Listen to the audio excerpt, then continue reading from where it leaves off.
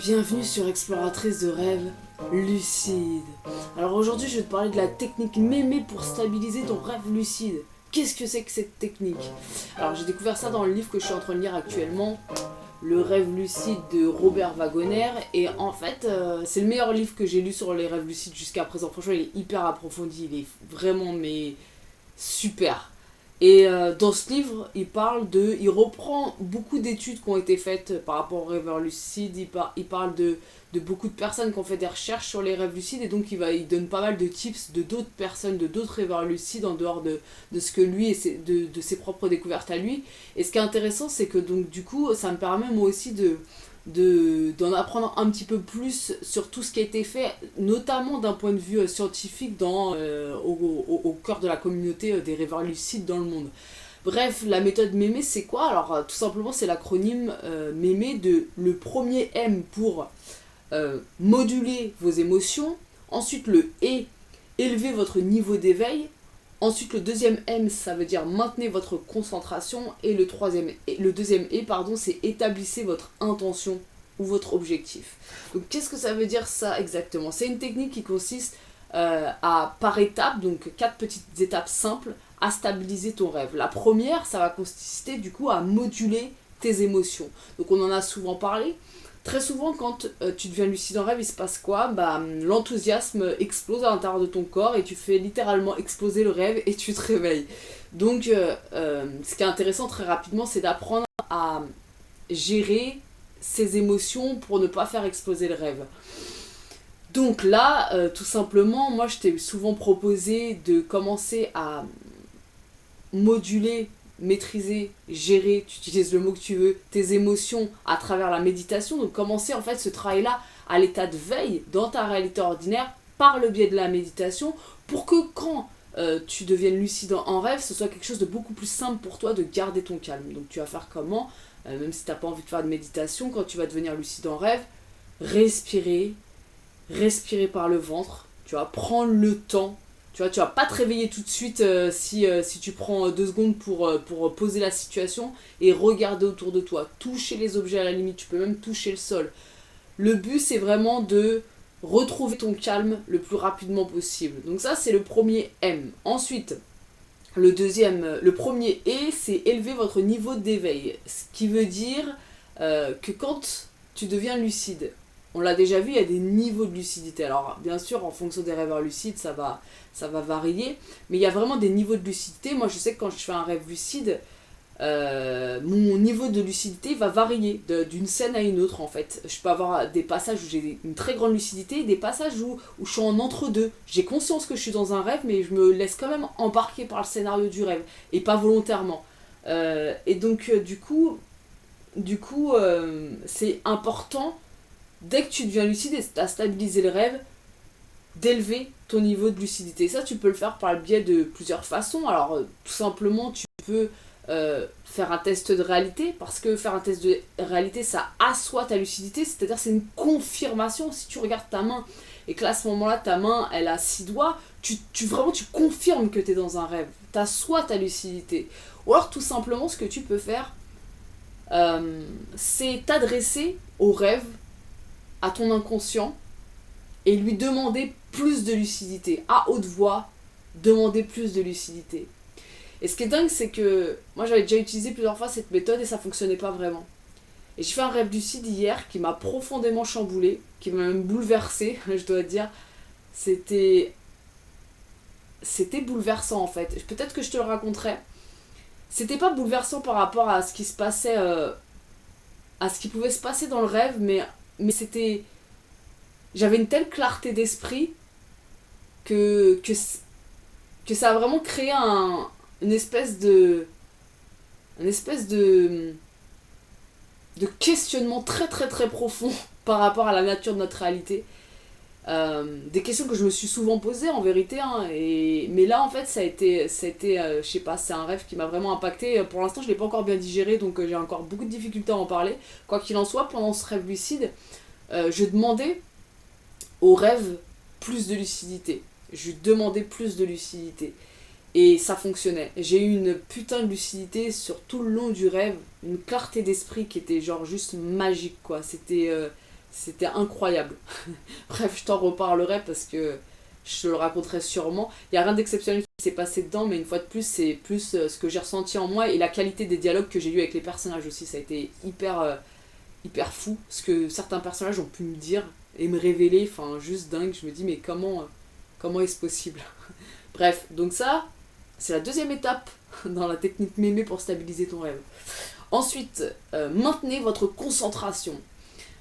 Alors là, forcément, t'as stabilisé le rêve, t'as calmé tes émotions, t'as demandé plus de lucidité. Là, il va s'agir de te concentrer, c'est-à-dire te concentrer suffisamment pour rester dans le scénario du rêve, pour ne pas te réveiller, mais pas non plus à un point de te laisser réembarquer par le scénario du rêve. En fait, la concentration, c'est une vigilance.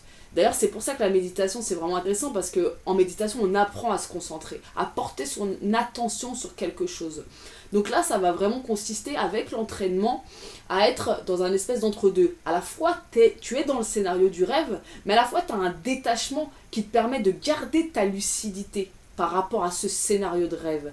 Ne pas te laisser réembarquer par le scénario et finir sans lucidité, comme un personnage non lucide d'un rêve ordinaire. Et donc ça, cette concentration-là, elle est hyper importante à acquérir. Et ce qui peut t'aider à maintenir cette concentration, c'est le deuxième E de la méthode mémé, qui est d'établir ton intention ou ton objectif.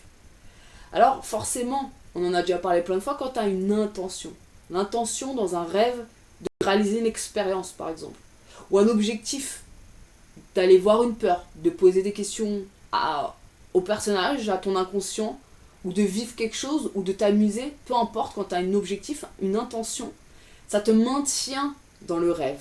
Ça te permet justement de porter ton attention sur quelque chose de très précis. Donc l'utilité d'avoir des objectifs, elle est grande, parce que avoir des objectifs, ça permet réellement la stabilisation du rêve. Donc quand tu reprends ces 4 étapes, il se passe quoi?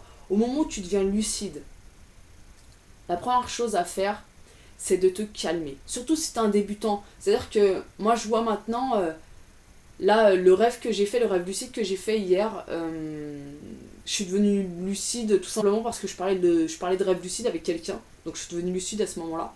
J'ai regardé ma main était absolument normale et pour autant, d'ailleurs ça fait 2 rêves lucides de suite où mes mains sont absolument normales, mais pour autant je sais absolument que je suis dans un rêve. Et c'est par force de concentration que mes mains se déforment en fait. Quoi qu'il en soit, avec le temps, tu vas parvenir à moduler tes émotions, c'est-à-dire à ne plus te laisser emporter par l'enthousiasme. Avant, je me laissais systématiquement emporter par l'enthousiasme, ça ne veut pas dire que je me réveillais, mais en tout cas, je sais que j'avais un trop-plein d'émotions qui faisait vriller la scène. Aujourd'hui, c'est plus le cas. Donc c'est vrai que c'est quelque chose qu'on apprend avec le temps et qui est hyper important. C'est une des premières choses à faire quand tu deviens lucide, c'est respirer profondément. Stabiliser en regardant le décor ou en posant les mains sur le décor. Ensuite, la deuxième chose, ça va être d'accentuer ton niveau de lucidité, parce que peu importe à quel niveau tu es devenu lucide, c'est-à-dire que si tu deviens lucide avec une grande lucidité sur le coup, tu peux, la scène d'après, la seconde d'après, redescendre au niveau de ta lucidité. Le doute, il vient très vite s'immiscer dans cette lucidité. Donc, hyper important de demander plus de lucidité. Soit donc tu le fais par le biais de tests de réalité. Bon là, moi en l'occurrence, comme je te disais, mes tests de réa, ils fonctionnent plus forcément, mais j'ai plus vraiment besoin de ça en vérité. Quand je sais que je suis dans un rêve, je sais que je suis dans un rêve, il n'y a pas de doute. Mais par contre, tu peux vraiment demander à ton rêve de te donner plus de lucidité. Je te dis, en l'ayant fait hier, c'était pas la première fois, mais hier c'était très très efficace. Ensuite, de maintenir ta concentration pour rester dans le rêve, pour ne pas te réveiller tout simplement. Mais ça c'est un truc à apprendre, juste milieu, c'est-à-dire pas trop non plus, parce que si tu commences à te focaliser trop sur quelque chose, tu risques aussi de t'oublier dans ce truc-là et de perdre ta lucidité. Le but de la concentration, c'est 2 choses. C'est à la fois de ne pas se laisser perturbé par les éléments extérieurs du rêve. C'est-à-dire que quand tu vas être dans ton rêve, il va y avoir certainement tout un tas d'événements ou de personnages ou voilà, de choses autour de toi qui vont être là à vouloir happer ton attention. Et là, il va s'agir de rester suffisamment concentré. C'est un petit peu comme dans ta vie, si tu veux, quand tu essayes de faire quelque chose, de te concentrer sur quelque chose, mais que tu as ton portable qui sonne toutes les 2 secondes, ou que tu as quelqu'un qui t'appelle, et puis que tu as les voitures qui passent dans la rue et qui klaxonnent, et puis que tu entends quelqu'un crier, etc. Ton attention, elle va être un peu partout. Donc là, le but, ça va vraiment être d'être concentré, de ne pas se laisser emporter par tout ce qui est autour de toi. Mais à la fois, de ne pas non plus trop se concentrer pour ne pas s'oublier dans ce que tu es en train de faire au point de perdre ta lucidité. Tu vois, c'est un vrai juste milieu à avoir. Ensuite, une fois que tu as acquis cette concentration, elle peut vraiment être facilitée, donc comme je te disais, par le fait de te poser une intention, avoir un objectif. Ça, les objectifs, c'est vraiment à définir avant de t'endormir. Avant de t'endormir, tu fais un check. Cette nuit, en rêve lucide, je vais faire ça aussi. Et puis à la limite, même si tu ne deviens pas lucide, tes objectifs, ils peuvent rejaillir dans tes rêves non lucides. Et donc tu peux quand même avancer sur... si des choses que tu veux régler, tu peux quand même avancer sur les problèmes. Si c'est des choses où tu veux t'amuser, bon, c'est peut-être plus cool de le faire en lucide, évidemment. Mais bon, quoi qu'il en soit, si tu... au moment où tu deviens lucide, tu prends le temps d'appliquer ces 4 petites étapes simples, tu vas voir que très vite, tu vas pouvoir aller beaucoup plus loin dans ton rêve. Donc ça, voilà, c'était la technique mémé.